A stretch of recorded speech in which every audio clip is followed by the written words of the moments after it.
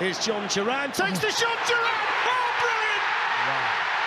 Oh, my word!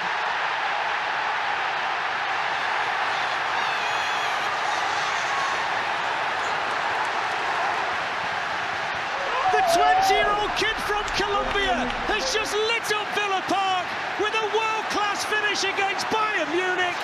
And just like 42 years ago, I'll say it again, Villa lead Bayern. Wow. That is an incredible goal from an exceptional young player. Nez has made two gigantic saves for them. There it is, full time. It's one of Aston Villa's great nights.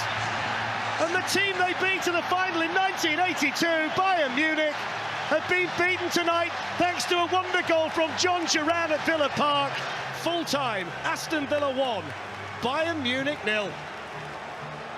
You know, apart during the second half, it went a bit flat. Jhon Duran comes on and scores an unbelievable goal again. You know, he's been doing it non-stop in the last few games, coming on and scoring these goals. And like you say, Laura, I can't even hear myself in this place tonight. To win games like this, of this magnitude, you need more than one hero, and Aston Villa today had that.